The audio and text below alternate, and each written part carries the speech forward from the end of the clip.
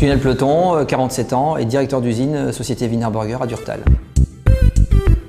Je suis arrivé en 2008 dans le cadre de la construction de l'usine qui a démarré son activité en 2010. Donc l'activité, nous sommes une briqueterie industrielle.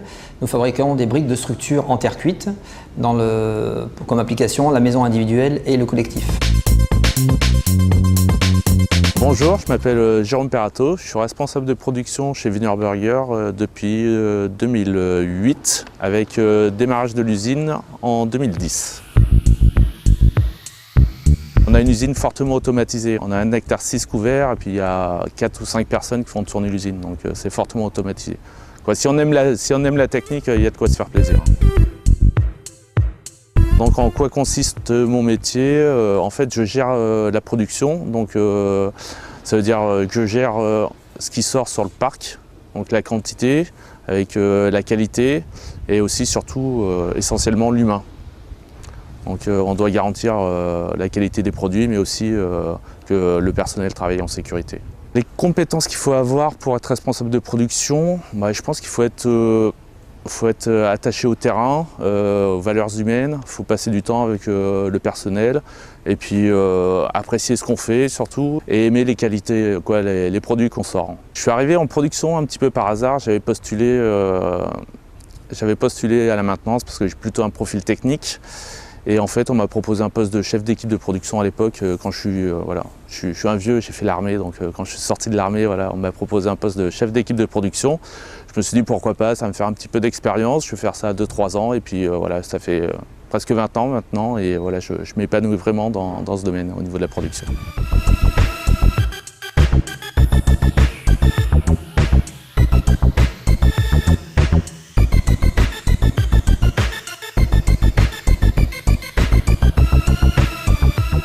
Je m'appelle Emmanuel, j'ai 35 ans et je suis chez Wiener Burger depuis 2010. Donc j'ai été polyvalent pendant 5 ans, c'est-à-dire que j'ai conduit plusieurs îlots de production au niveau de l'usine, donc dans tout le process, ce qui va de la prépa-terre jusqu'au cariste, en passant par le moulage et la palettisation des produits. Donc depuis 2 ans, je suis chef d'équipe. Mon poste consiste à gérer la production en fonction des ressources humaines présentes dans mon équipe et sinon aussi de la situation de l'usine et essayer d'optimiser toutes ces ressources et être leader d'un groupe, ça me plaît.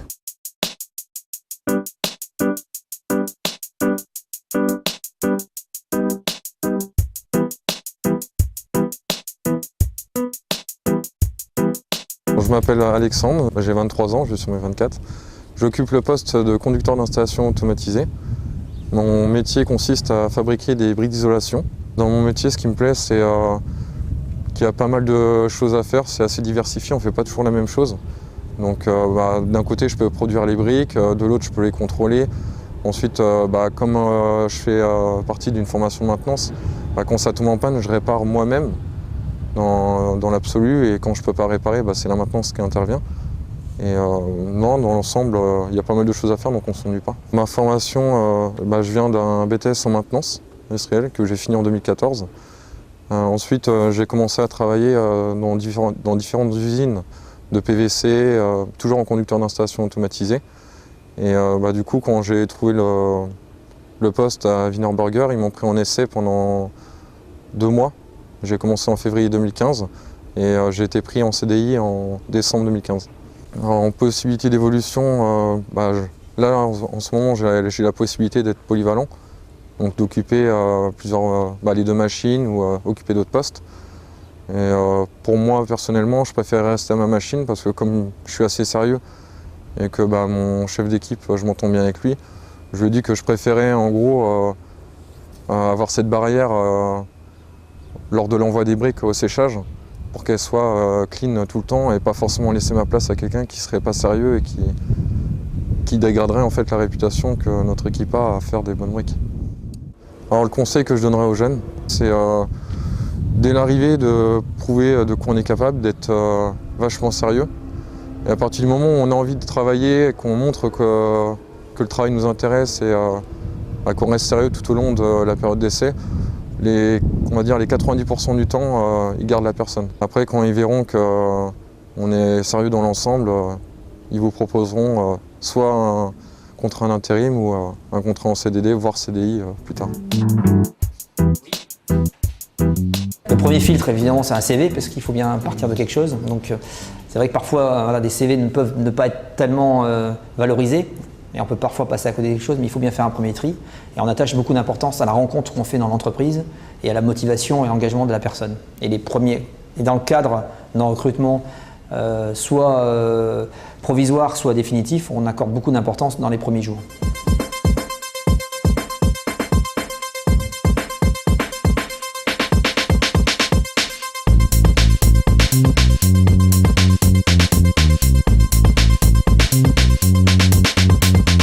Je m'appelle Jeanne, j'ai 24 ans, j'ai fait en fait une école d'ingénieur en 5 ans et je suis maintenant responsable process du site. J'ai commencé en février de l'année dernière, donc février 2017.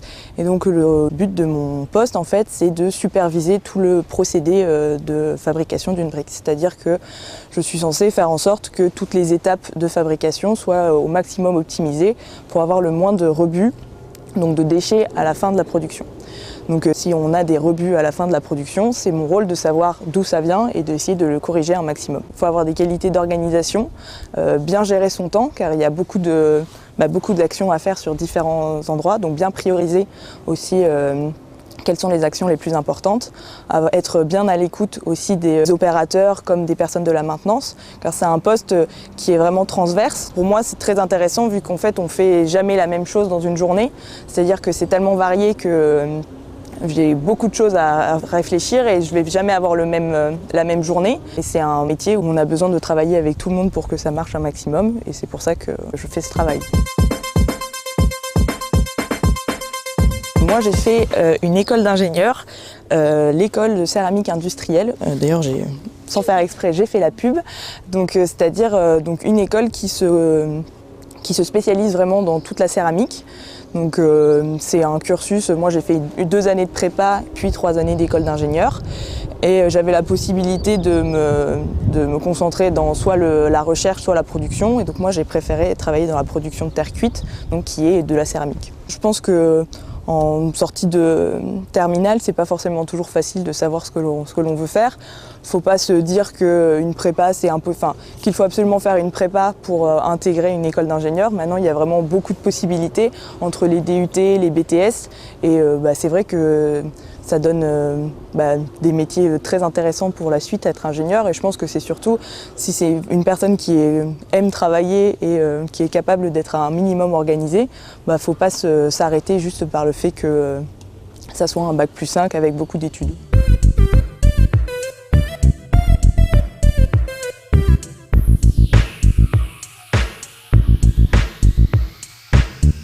Donc moi c'est Roger Stéphane. Ici je suis agent de maintenance mécanique. Je répare les machines, je fais du correctif, préventif, je change des pièces qui sont usées. Les qualités requises pour effectuer ce métier, il faut être bricoleur, observateur, manuel, courageux, ne pas avoir peur de salir les mains, quoi. Les conditions de travail, vous pouvez remarquer, c'est pas trop propre, c'est un peu poussiéreux, il fait chaud. Ça c'est le point négatif. Sinon, le point positif, c'est qu'on a ce qu'il faut en outillage, on a ce qu'il faut en matériel de levage. Moi, ce qui me plaît dans ce métier, c'est d'être autonome. Et le conseil que je donnerais aux jeunes, c'est de venir travailler au sein de la maintenance, parce que l'avantage, c'est qu'on ne fait jamais la même chose. Il y a toujours des nouvelles technologies, donc c'est passionnant, quoi. On ne reste pas dans la routine.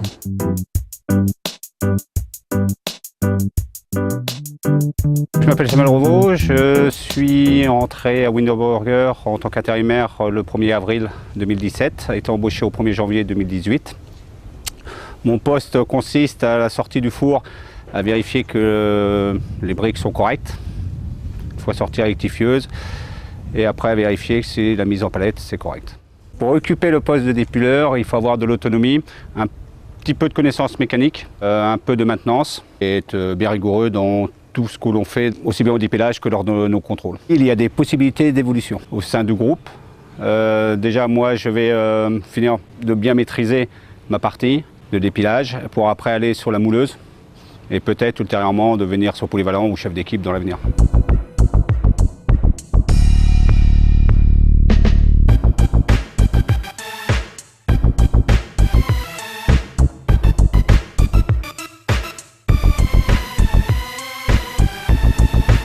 Je m'appelle Michael, je suis cariste chez Wienerberger depuis 5 ans, 4 ans d'intérim et depuis la rentrée en CDI.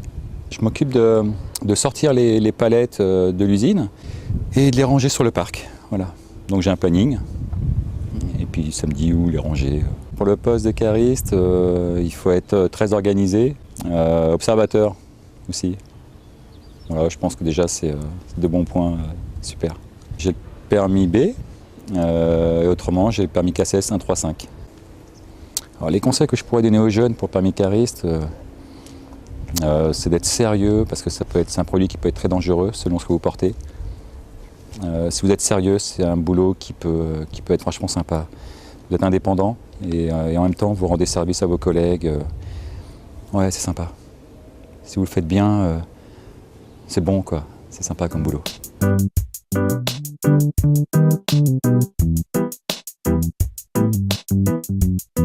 Ce que je conseillerais à un jeune qui est en recherche d'emploi, c'est déjà d'être persévérant. Parce que c'est vrai que parfois les portes d'entreprise ne s'ouvrent pas tout de suite. Persévérant, dynamique, motivé et pas hésiter parfois voilà, à passer par plusieurs portes pour chercher un travail, que ce soit l'agence de l'emploi, que ce soit par le réseau aussi, c'est important, par les agences d'intérim, enfin multiplier le nombre de possibilités pour trouver un emploi.